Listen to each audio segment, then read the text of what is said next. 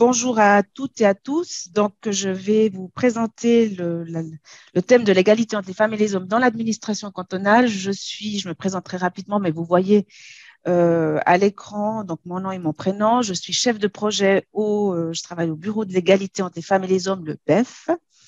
Et je m'occupe au bureau du dossier égalité dans l'emploi, égalité dans la vie professionnelle, en particulier de toutes les mesures qui sont mises en place dans l'administration cantonale vaudoise. Alors, ce que je vous propose de voir, c'est la politique de l'égalité entre les femmes et les hommes, qui est non seulement un principe constitutionnel, une priorité de l'État, une politique qui fait l'objet d'une politique publique, mais c'est aussi un aspect que, en tant que cadre responsable d'équipe au sein de l'administration cantonale, il vous revient aussi de veiller à réaliser l'égalité entre les femmes et les hommes, ou du moins à ne pas renforcer les inégalités entre les femmes et les hommes. Je vous propose de parcourir 5 points, puis cette présentation sera ensuite suivie d'un échange avec vous. Tout d'abord, quelques mots sur le personnel de l'administration cantonale avec quelques chiffres. Ensuite, un rappel sur le cadre légal et en particulier, je mettrai l'accent sur la loi sur l'égalité entre les femmes et les hommes qui concerne aussi les administrations publiques. Je donnerai quelques éléments sur l'égalité en tant que priorité de l'État de Vaud. Je présenterai ensuite quelques pistes d'action qui sont à vos dispositions pour réaliser l'égalité entre les femmes et les hommes, promouvoir cette politique dans le cadre de votre activité professionnelle au sein de l'administration cantonale. Et je terminerai en présentant et rappelant les missions et le rôle du Bureau de l'égalité entre les femmes et les hommes dans l'administration cantonale vaudoise, qui est donc l'ACV. Comme je suis à distance, je vais vous montrer un certain nombre de publications que le bureau publie ou réalise, soit seul, soit conjointement avec d'autres partenaires, des publications que je vous aurais distribuées si on était en présentiel, mais que je ne peux que montrer. Et je vous invite d'ores et déjà aussi, si vous voulez en commander des exemplaires, on les met à disposition du personnel de l'État ainsi que des partenaires ou d'autres personnes qui seraient intéressées par ces différentes thématiques. Donc, le graphique qui apparaît sur la diapositive est tiré de la publication 50-50, les chiffres de l'égalité. C'est une publication qui date, vous voyez que les données datent de 2017, c'est une publication qui est faite tous les 4 ans en collaboration avec Statistique Vaud. La prochaine édition va paraître l'année prochaine, en 2022, avec des chiffres plus récents, c'est-à-dire probablement des données concernant l'année 2021, voire l'année 2022. Ça va dépendre des enquêtes statistiques sur lesquelles s'appuie cette publication. J'ai pris des données plus récentes dans l'annuaire statistique que publie le Statistique Vaud chaque année pour présenter un aperçu du personnel de l'administration cantonale le plus récent. À la fin 2019, l'administration cantonale vaudoise, tout secteur compris, réunit un peu plus de 38 000 personnes. Les femmes représentent 63% du personnel. Cette, on va dire, surreprésentation des femmes par rapport aux hommes dans l'administration cantonale vaudoise s'explique en grande partie par le fait qu'elles sont très majoritaires dans les secteurs de l'enseignement, de la santé, qui sont des secteurs largement féminisés, qui sont des grands secteurs de l'administration cantonale vaudoise, puisque le CHUV à lui seul réunit plus de 11 000 personnes et le secteur de l'enseignement un peu plus aussi de 10 000 personnes.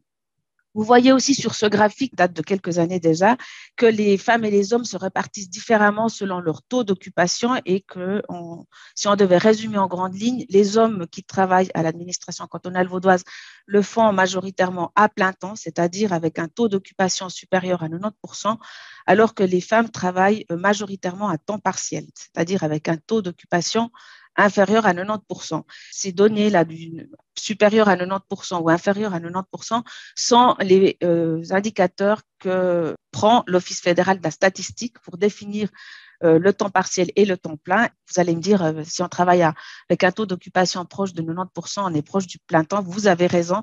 Mais voilà, c'est des indicateurs qui sont pris par l'ensemble des organes qui s'occupent de la statistique nationale, quel que soit le pays pris en considération. Ça vaut aussi pour les pays voisins, la France, l'Allemagne, l'Italie. Je vais pas vous montrer ici la répartition des femmes et des hommes dans les différentes classes salariales, mais je vous donne quand même une indication à ce propos. Si les femmes, elles représentent la majorité du personnel de l'administration cantonale vaudoise, elles sont surreprésentées dans les classes salariales de 1 à 10. Là, elles réunissent 72% des équivalents plein temps, qui sont des classes constituées principalement par les emplois dans les soins, dans l'éducation de la petite enfance ou encore dans l'administration générale. Elles sont 51% des EPT dans les classes 11 à 13, qui sont en fait représentées entre autres par les enseignants du poste obligatoire. Et puis, elles sont seulement 32% dans les classes 14 à 18. Et plus on monte dans les classes salariales, plus on s'approche de la classe 18, plus le pourcentage de femmes diminue. Voilà, ça, c'est des graphiques que vous auriez, par exemple, pu apercevoir ou voir dans la publication 50-50. Voilà pour le personnel de l'administration cantonale. Je vous propose de passer au cadre légal que j'évoquais auparavant, à savoir la loi fédérale sur l'égalité. La loi fédérale sur l'égalité, elle est entrée en vigueur le 1er juillet 1996. Elle a été adoptée l'année précédente, donc en 1995, mais son entrée en vigueur date du 1er juillet 1996. Elle concerne tous les travailleurs et toutes les travailleuses du premier au dernier échelon de la hiérarchie, quel que soit l'employeur, c'est-à-dire que ce soit un employeur du secteur privé ou un employeur du secteur public. Il n'y a pas d'exception. Mais il faut quand même garder à l'esprit que comme la LEG concerne les rapports de travail salariés, seules les personnes qui ont un contrat de travail salarié sont concernées par la LEG, c'est-à-dire que les étudiants et étudiantes ainsi que les personnes indépendantes qui ont un statut d'indépendant ne sont pas concernés par la LEG et donc ne peuvent pas s'appuyer sur la LEG, qui est l'acronyme de la loi fédérale sur l'égalité, pour ouvrir par exemple une action en justice. Cette loi interdit toute discrimination directe ou indirecte fondée sur le sexe. Alors, une discrimination fondée sur le sexe, c'est un traitement différent entre une femme et un homme qui se fonde sur le sexe sans motif objectif. L'interdiction de discriminer, elle vise aussi les inégalités qui reposent sur l'état civil, la situation familiale ou la grossesse. Donc ça, c'est vraiment compris dans le périmètre de la loi fédérale sur l'égalité. Comme vous le voyez, elle interdit toute discrimination directe et indirecte, c'est-à-dire qu'elle prend à la fois les discriminations ou le traitement différent fondé sur le sexe de manière directe. Donc, avec, par exemple, je vais vous donner des exemples tirés de la jurisprudence.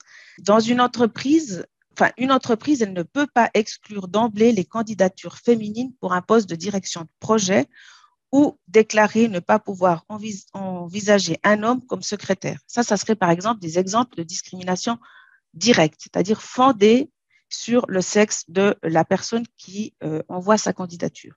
Une discrimination indirecte, c'est quelque chose de plus subtil. Puis ça peut par exemple concerner, là encore, je prends les exemples empruntés à la jurisprudence, le choix d'une entreprise de se séparer en priorité des personnes ayant le moins d'ancienneté a des répercussions différentes pour les employés et les employés, ces dernières étant plus nombreuses à avoir interrompu leur parcours professionnel pour des raisons familiales. De la même manière, une entreprise ou un employeur ou une entité employeuse qui décide de rémunérer différemment le personnel, mais là c'est vraiment un exemple fictif, le personnel occupé à plein temps et le personnel occupé à temps partiel fait une discrimination de type indirect parce que, et vous l'avez vu auparavant avec les données que j'ai présentées concernant le personnel de l'administration cantonale vaudoise, les femmes travaillent majoritairement à temps partiel alors que les hommes sont plus souvent concernés ou majoritairement concernés par l'emploi à plein temps. Voilà pour la distinction entre discrimination directe et indirecte. L'obligation de respecter l'égalité entre les femmes et les hommes s'applique à l'ensemble de la relation de travail, c'est-à-dire depuis le dépôt du dossier de candidature jusqu'à la résiliation des rapports de travail. Donc ça, c'est vraiment, vous le voyez là avec les exemples de l'embauche, le salaire, la promotion, la formation, le licenciement, etc. On pourrait aussi prendre d'autres aspects, par exemple l'attribution des tâches, etc., sont compris dans le périmètre de la loi fédérale de l'égalité.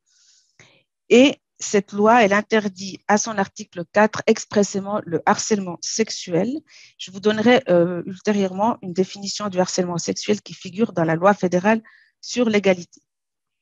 Le Bureau de l'égalité publie depuis plusieurs années déjà une présentation de la loi fédérale sur l'égalité en présentant l'ensemble des articles de cette loi avec des exemples et en renvoyant aussi à des références, à des liens vers la jurisprudence cantonale et fédérale en matière de loi sur l'égalité entre les femmes et les hommes. Cette brochure, elle est disponible en version PDF sur notre site Internet, mais vous pouvez aussi la commander si vous le souhaitez et on vous adresse, on vous envoie un exemplaire ou des exemplaires papier de la brochure. Elle présente donc la loi fédérale la loi fédérale sur l'égalité entre les femmes et les hommes telle qu'elle s'applique dans le canton de Vaud. Puisqu'en fait, après, il y a une loi vaudoise d'application de la loi fédérale sur l'égalité pour le canton de Vaud. Vous dire encore qu'en 2019, la loi fédérale qui est entrée en vigueur en 1996 a été révisée pour inclure un certain nombre de dispositions concernant l'égalité salariale, c'est-à-dire que depuis 2019, les entreprises de plus de 100 employés, qu'elles soient rattachées au secteur public ou au secteur privé, doivent faire une analyse de leurs pratiques salariales sous l'angle de l'égalité entre les femmes et les hommes, publier les résultats et ensuite les communiquer au personnel. Ces nouvelles dispositions légales qui ont été adoptées en 2019 sont entrées en vigueur en 2020 et les entreprises avaient jusqu'à juin 2021 pour faire cette analyse de leurs pratiques salariales, communiquer les résultats et faire ensuite, expertiser cette analyse et ensuite communiquer les résultats au personnel. Voilà pour le cadre légal, loi fédérale sur l'égalité entre les femmes et les hommes.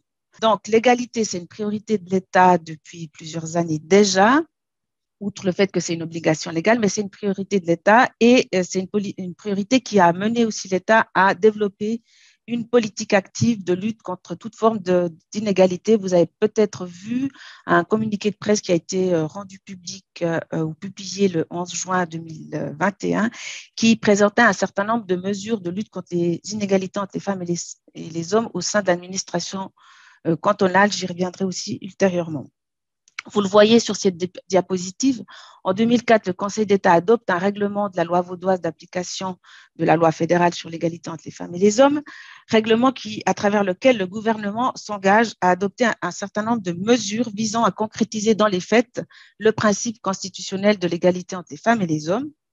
La même année, le Conseil d'État va adopter un plan pour l'égalité au sein de l'administration cantonale vaudoise, donc un plan pour l'égalité concernant le personnel de l'administration cantonale vaudoise qui s'accompagnait d'un certain nombre de mesures, les mesures s'étant étoffées au cours du temps et certaines sont en vigueur, mais d'autres ont été adoptées récemment. Je citerai notamment un certain nombre de mesures qui ont été adoptées en 2018. Plusieurs d'entre elles visaient à faire diminuer les écarts de rémunération entre les femmes et les hommes au sein de l'administration cantonale vaudoise. J'y reviendrai aussi ultérieurement. Enfin, dire encore que toujours dans la même optique, la même dynamique, la même volonté en fait politique, le Conseil d'État a mis en avant sa détermination à réaliser l'égalité salariale dans le secteur public en signant la charte de la Confédération pour l'égalité salariale dans le secteur public, une charte qui traduit la volonté des pouvoirs publics signataires de s'engager en tant qu'employeur, commanditaire de marchés publics ou entité qui subventionne des organes, de réaliser l'égalité salariale entre les femmes et les hommes. Dans le domaine de l'égalité salariale, l'État de Vaud a déjà effectué ou fait un certain nombre d'analyses, jusqu'à ce jour. L'analyse la plus récente est celle de 2020 qui montrait que l'écart de rémunération non expliqué au sein de l'administration cantonale vaudoise était de 2,2% contre 3,5% pour les résultats de la première auto-analyse qui avait été réalisée par 2 bureaux indépendants et rendue publique en 2014. Mais on voit aussi sur cette diapositive que le CHUV a aussi procédé de son côté à une auto-analyse de sa pratique salariale au regard de l'égalité entre les femmes et les hommes. Et le résultat de l'auto-analyse du CHUV montre que l'écart non expliqué s'élève à 0,7%. Donc on le voit, il y a encore un certain nombre de mesures qui peuvent être prises pour faire diminuer l'écart non expliqué entre les femmes et les hommes. La diminution que vous observez en 2014 et 2020, elle s'explique en grande partie par les mesures qui ont été adoptées en 2018 par le Conseil d'État. L'une d'entre elles était la revalorisation des classes salariales de 1 à 5 qui ont toutes été revalorisées pour avoir un salaire brut annuel initial de 52 000 francs, si je me souviens bien. Voilà pour l'égalité salariale.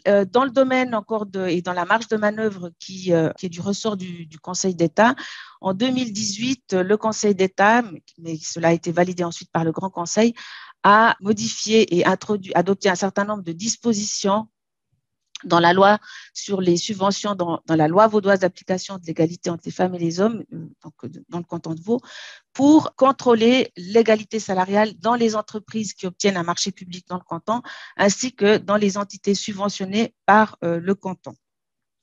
C'est une commission nommée par le Conseil d'État qui procède ou fait procéder au contrôle de l'égalité salariale dans les marchés publics et les entités subventionnées. Et un certain nombre de contrôles formels sont effectués depuis 2020, environ une dizaine de contrôles par année. Ces contrôles concernent, comme je viens de le dire, à la fois des entreprises qui obtiennent un marché public dans le canton ou des entités subventionnées par le canton. Si ces entreprises ou ces entités ne respectent pas l'égalité salariale, elles ont un délai d'un certain nombre de jours pour se mettre en conformité avec le cadre légal et à défaut d'exécution, des sanctions peuvent être prises qui vont de l'amende à l'exclusion du marché public pendant une période de 5 ans maximum. Et ça peut aussi être la suppression ou la restitution d'une part ou de la part totale de la subvention qui a été octroyée à l'entité subventionnée. Voilà, je terminerai en disant que le Conseil d'État affirme depuis plusieurs années déjà sa volonté d'intensifier les mesures du plan pour l'égalité de 2004. Ces mesures et cette volonté se traduisent dans les programmes de législature. Là, je vous donne quelques exemples de mesures qui ont été adoptées dans le cadre du programme de législature 2017-2022. Je ne vais pas les lire, mais vous dire encore que le Conseil d'État adopte régulièrement des mesures pour lutter contre toute forme d'inégalité et en particulier contre les inégalités entre les femmes et les hommes. Donc, l'égalité entre les femmes et les hommes, c'est une valeur, c'est un principe qui vous concerne aussi au quotidien en tant que cadre avec une responsabilité d'équipe. Vous avez plusieurs outils, plusieurs pistes d'action pour promouvoir et faire avancer l'égalité entre les femmes et les hommes dans l'administration cantonale vaudoise. Là, le Bureau de l'égalité a décidé de mettre l'accent sur quelques pistes d'action qui sont à votre disposition. Tout d'abord, la prévention du harcèlement sexuel, ensuite l'aménagement du temps de travail, c'est-à-dire c'est une forme d'organisation du travail, la mobilité professionnelle et enfin le recrutement. Il va sans dire que vous avez d'autres mesures aussi à disposition. Le service du personnel a mis en place un certain nombre de mesures qui favorisent aussi l'équilibre entre la vie professionnelle et la vie privée, notamment, par exemple, pour citer une mesure assez récente, le télétravail. N'hésitez pas à recourir à ces différentes mesures. S'agissant de la première piste d'action qui est à votre disposition et qui concerne la prévention du harcèlement sexuel, en tant que cadre responsable d'équipe, vous devez assurer que l'environnement de travail respecte la personnalité, respecte l'intégrité psychique et physique de vos collaborateurs et collaboratrices. L'environnement de travail ne doit pas être un lieu hostile, il doit être exempt de harcèlement sexuel et de sexisme.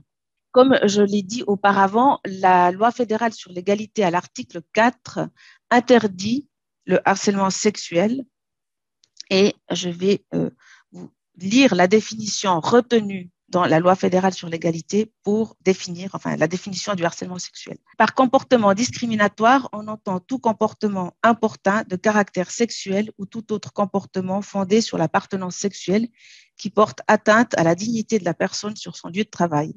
En particulier le fait de proférer des menaces, de promettre des avantages, d'imposer des contraintes ou d'exercer des pressions de toute nature sur une personne en vue d'obtenir d'elle des faveurs de nature sexuelle.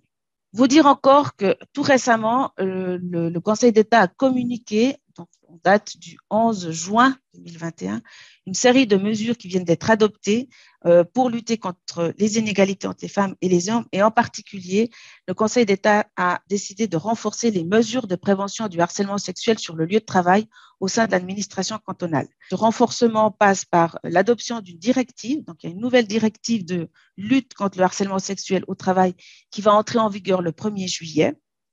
Et puis, le Conseil d'État a aussi décidé d'adopter et de mettre en place un programme de sensibilisation ou un programme de prévention du harcèlement sexuel au sein du personnel de l'administration cantonale, donc de l'ensemble du personnel. Ce programme s'articule autour d'une formation en ligne qui traite du harcèlement sexuel sur la place du travail, deux films à l'intention du personnel et à l'intention de deux films différents. L'un est à l'intention du personnel, l'autre à l'intention du personnel d'encadrement, ainsi que d'une campagne d'affichage au sein des services. J'imagine que vous avez peut-être déjà vu passer ces différents outils mis à disposition du personnel de l'administration cantonale. Si ce n'est pas le cas, ça va probablement venir dans les semaines qui viennent ou dans les mois qui viennent à la rentrée. Dans le domaine de la prévention du harcèlement sexuel au travail au sein de l'administration, je vous l'ai dit, il y a l'article 4 de la loi fédérale sur l'égalité, mais il y a aussi l'article 6 de la loi sur le travail, ainsi que l'article 5 de la loi sur le personnel de l'État de Vaud, qui compose le cadre légal qui doit être respecté et que vous devez respecter en tant que cadre. Vous avez aussi des obligations d'assurer que l'environnement de travail ne porte pas atteinte à l'intégrité psychique et physique des collaboratrices et collaborateurs.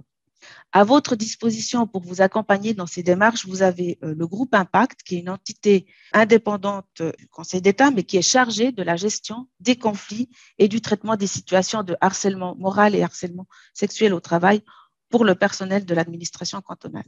Vous le voyez sur la diapositive, vous avez ici l'adresse courriel du groupe Impact. Vous dire aussi que le Bureau de l'égalité est à disposition pour répondre à vos questions concernant la prévention du harcèlement sexuel au travail, mais que l'entité chargée de traiter cette problématique est le groupe Impact. Voilà. Alors, dans le domaine de l'aménagement du travail, vous avez donc aussi une autre piste d'action qui, alors, elle concerne l'organisation du travail et plus particulièrement l'aménagement du temps de travail. Je vais me limiter à quelques exemples de possibilités d'aménager différemment le temps de travail et donc de prendre des mesures favorables à l'équilibre entre vie professionnelle et vie privée. Tout d'abord, vous avez la possibilité de proposer différentes modalités d'horaire de travail, donc notamment l'horaire flexible aux collaborateurs et collaboratrices, ce qui permet aux parents, mères et pères, mais pères et mères, d'être présents aux côtés des enfants en début de matinée ou en fin de journée. Vous pouvez aussi réorganiser les horaires des réunions et inciter les responsables à faire de même. Et notamment, ce que nous, on recommande ou on conseille, c'est d'éviter de fixer des réunions tôt le matin ou tard en fin de journée et de privilégier les réunions pendant la journée, en tout cas à d'autres moments de la journée, mais éviter les réunions à 7h30 du matin pour prendre un exemple, ou 7h15. On a des fois des collaborateurs et collaboratrices qui nous écrivent pour nous dire que voilà, ils ont de la peine à concilier les charges familiales avec les horaires de travail. Donc ça, vraiment, vous avez là, je pense, une marge de manœuvre assez conséquente pour favoriser l'équilibre entre la vie professionnelle et la vie privée. Vous avez aussi la possibilité de répondre favorablement à des demandes de diminution du temps de travail, en particulier des demandes masculines de baisser le temps de travail. Alors, je sais bien que c'est limité dans le cadre de l'administration cantonale vaudoise, parce qu'en fait, il s'agit de ne pas perdre les pourcentages ou les EPT lorsqu'il y a une demande de baisse de taux d'occupation. Mais voilà, ça fait aussi partie des mesures favorables à l'égalité entre les femmes et les hommes et favorables à l'équilibre entre la vie privée et la vie professionnelle.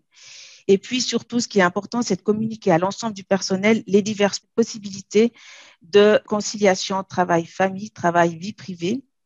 Au quotidien, vous assurer que cette communication, elle s'adresse à la fois aux femmes et aux hommes et pas uniquement aux femmes. Ce ne sont pas les seules personnes qui ont des besoins spécifiques en termes d'organisation du travail. Le BEF reçoit chaque année de plus en plus aussi de demandes d'informations de la part d'hommes qui appartiennent à la jeune génération mais qui souhaitent diminuer leur temps de travail pour être présents aux côtés des enfants, notamment lorsque les enfants sont petits, pas encore scolarisés.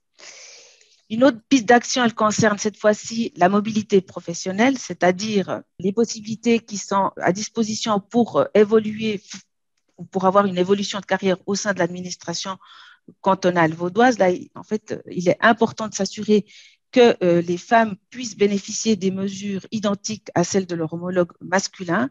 Pourquoi est-ce que le BEF recommande de s'assurer que ces propositions sont faites indistinctement aux femmes et aux hommes? Parce qu'une enquête réalisée et publiée en 2012 a montré que les femmes qui occupent un poste à responsabilité au sein de l'administration cantonale vaudoise sont concernées davantage par une voie qu'on peut qualifier d'expertise et moins souvent que les hommes par une voie managériale. Donc, elles auraient moins de possibilités de voir leur carrière ou leur trajectoire professionnelle évoluer favorablement vers plus de responsabilités au sein de l'administration cantonale vaudoise. Donc, il s'agit de s'assurer ou de proposer en tout cas aux personnels qui sont sous vos ordres des pistes d'évolution professionnelle, si vous avez la possibilité, d'être à l'écoute aussi des souhaits d'évolution professionnelle, tant des femmes que des hommes, en tout cas lors des discussions informelles ou lors des discussions que vous pouvez avoir dans le cadre des entretiens d'appréciation annuels. Il faut aussi plus largement vous assurer que les collaborateurs et collaboratrices puissent aussi participer de manière identique aux cours de formation continue, donc aux cours de perfectionnement professionnel, et vous assurer que les femmes et les hommes suivent le même type de cours dispensés par exemple par les organes comme le Centre d'éducation permanente. Une autre possibilité aussi que vous avez à disposition, c'est celle d'identifier ou de détecter ce qu'on appelle les potentiels féminins. Vous pouvez par exemple proposer à des collaboratrices qui ne sont pas sûres de pouvoir occuper un poste à responsabilité, de remplacer quelqu'un pendant une durée limitée. Ça arrive parfois dans les services. Nous, on a été informés de ce type de possibilité par des services qui sont dans le même immeuble que nous, donc ici à Caroline 11. Il est possible, par exemple, lors d'un remplacement, de proposer à une femme qui se tâte par rapport à occuper un poste avec plus de responsabilités, d'occuper ce poste pendant un laps de temps limité. Ça lui permet aussi de renforcer sa confiance en soi. Et enfin, vous dire aussi que le service du personnel a mis sur pied un cours qui s'intitule Cadre, un métier pour moi, qui dure 3 jours et qui permet de faire non seulement un bilan d'expérience professionnelle, mais aussi d'identifier, voire de clarifier ses projets d'évolution professionnelle. La dernière piste que je souhaitais aborder avec vous et qui fait aussi l'objet d'une mesure qui a été récemment prise par le Conseil d'État, parce qu'une formation en ligne a été proposée aux cadres et cette formation, elle porte sur le recrutement. C'est une piste d'action qui concerne bien entendu les personnes, femmes et hommes, qui sont en fait impliquées dans des procédures de recrutement. Mais cette piste d'action, elle vise aussi à assurer que les procédures de recrutement se font de manière égalitaire, c'est-à-dire qu'on essaye d'éviter des biais de genre dans les procédures d'engagement du personnel. Pourquoi est-ce qu'on met l'accent sur cette piste d'action? Parce que la recherche scientifique, elle montre que lorsqu'un candidat ou une candidate appartient à un groupe minoritaire, l'appréciation des dossiers, l'évaluation des performances, l'évaluation des expériences professionnelles tend à mobiliser des stéréotypes. Par ailleurs, et c'est femmes ou hommes indistinctement, on a tendance aussi à employer des standards d'évaluation différents, des standards qui vont renvoyer à des stéréotypes de sexe. Par exemple, et là je cite des exemples qui sont empruntés à des recherches qui ont porté sur des procédures de recrutement dans le canton de Vaud. Une femme de 30 ans a été considérée comme ayant pas assez d'expérience, alors qu'un homme de 30 ans a été considéré comme étant un candidat ayant du potentiel, ce qu'on appelle le double standard d'évaluation. Ce double standard d'évaluation peut concerner aussi d'autres critères, pas forcément l'âge, mais aussi par exemple la performance, l'évaluation de la performance. Les études, elles montrent que les femmes sont systématiquement jugées comme étant moins compétentes, moins influentes, moins susceptibles d'avoir joué un rôle de leadership dans le travail. Un autre exemple d'évaluation différente concerne la parentalité. Les charges familiales supposées ou réelles, elles sont systématiquement relevées dans les candidatures féminines alors qu'elles demeurent invisibles dans l'analyse des dossiers masculins. On est toutes et tous sujets à des biais de genre. L'important, c'est d'en prendre conscience et de les dépasser. Et cela revient à procéder à un recrutement égalitaire.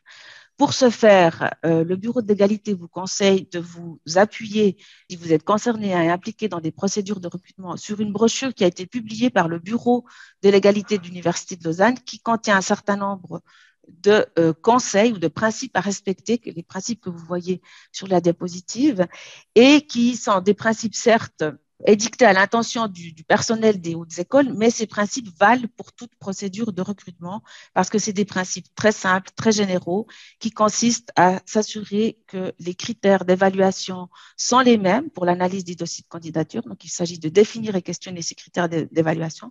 Il s'agit ensuite de surveiller le cours des discussions lors des procédures des entretiens d'embauche et puis de prendre du temps pour la décision, c'est-à-dire le prendre le temps de bien étudier les dossiers, de consacrer autant d'attention aux candidatures féminines et masculines parce que ralentir le processus permet de dépasser les stéréotypes inconscients lorsqu'on a une réflexion sur la procédure de recrutement.